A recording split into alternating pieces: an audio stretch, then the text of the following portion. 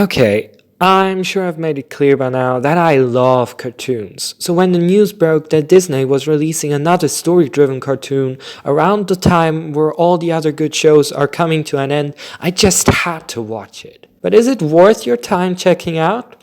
Well, that's what we're gonna talk about today. Spoiler alert, obviously. I have to be honest, I wasn't immediately sold on this show.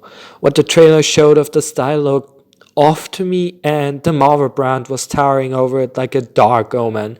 And I was really worried this was gonna be another half-baked project with a great idea behind it that didn't really get much time to develop. I mean, if a company replaces a director and thinks a new script written in about 3 weeks will do, and the only reason they went over it again is because of the pandemic delaying the movie release, you should really start questioning whether they actually care about what they do. Anyways, the premiere date rolled around, and while I wasn't super hyped, I was looking forward to starting this new show, and boy oh boy did the pilot sell me on it. Yes, it still took me some time getting used to this overly comic bookish style, but it quickly grew on me the same way the characters did. Before we get into them though, I have to mention one thing that I don't hate it, but I really don't support this decision either. During the final fight scenes, whenever Lunella plays the song of the week from her mixtape, they're suddenly in this neon-like world that in theory looks absolutely amazing, but just looks so different from the rest. And the transition between those two different worlds just doesn't work for me. Also, some of the character designs just don't transition well into this style.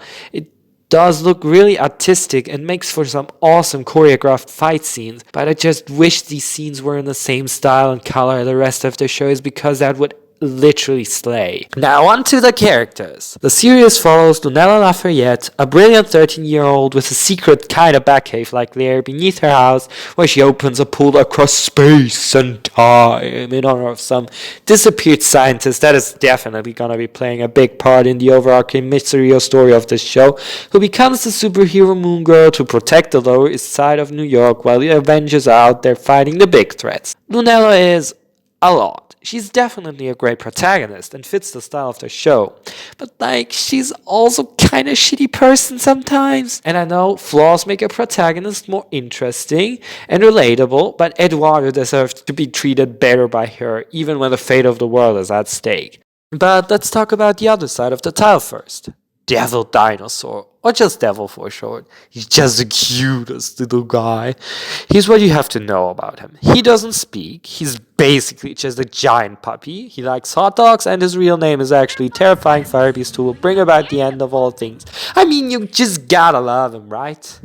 Anyways, this show has also a vast majority of side characters and supporting characters that make watching even more fun.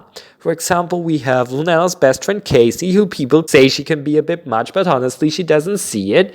Casey's fun, but she's also a lot, so she and Lunella don't really balance each other out. Though in this case I think it's a real fun chemistry to watch. And then there's Lunella's family, a group of 4 wise adults that, while also incredibly funny to watch, always morally guide Lunella and help and inspire her to be the best person she can be, which eventually leads to her becoming a superhero. And while I could spend a lot of time talking and describing all the other side characters in detail, there's another important thing we have to talk about: the story. Look, I really don't want to spoil you guys, so you definitely should skip ahead to this time if you haven't seen the show yet and care about not getting spoiled. Okay, as mentioned before, the show starts with Lunella pulling in Devil from a different time, and they decide to become superheroes when they save Casey from Aftershock. This first episode focuses on Lunella being strong enough to face Aftershock and grow into a superhero, and they even do a pretty good origin story for the mixtape. We also get the full banger theme song as the first soundtrack of that, so that's always a win. And while this episode is more of a closed-in-itself superhero origin movie, it does leave some questions open. What happened to Moon Girl, the scientist I mentioned earlier, who designed the wormhole? Is she in a different time? And will we actually get to meet her at one point? Will Lunella's family find out that she's a superhero? I mean, they sure will at some point, so the question is more, How will they react to that? And who is the mysterious voice explaining the villain's backstories to us? Well, fear not, dear viewers. We'll get to that in a second. But first, episode 2 to 5. So these are basic adventures of the week kind of episodes. They explore some real fun concepts, like Lunella's hair turned supervillain or a symbiote who trolls her on the internet, but there's no real overarching story. Or is there? Remember the voice that explains all the villains' backstories during these episodes? Yeah, that's the Beyonder.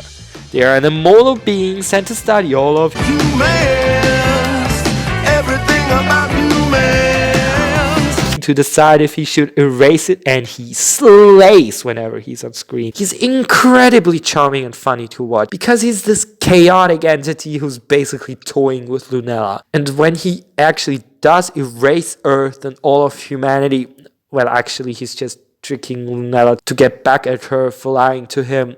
It's just chills. Anyways, the Beyonder leaves with the promise that he's watching Lunella, and we're only at episode 6. I'm seriously looking forward to where this goes. Also, one last thing. The animation is done by Flying Bark Productions, the studio responsible for Rise of the Teenage Mutant Ninja Turtles and Lego Monkey Kid. What? I mean, the fact that Flying Bark is working on this really tells you everything about the amazing quality of this show. So that's my video on Moon Girl and Devil Dinosaur. Definitely check it out when you find some time and are in the mood for an amazing animated show. I'll keep watching, and who knows, maybe I'll feel the need to talk about this show again when season 1 finishes airing. We'll see about that. Bye-bye.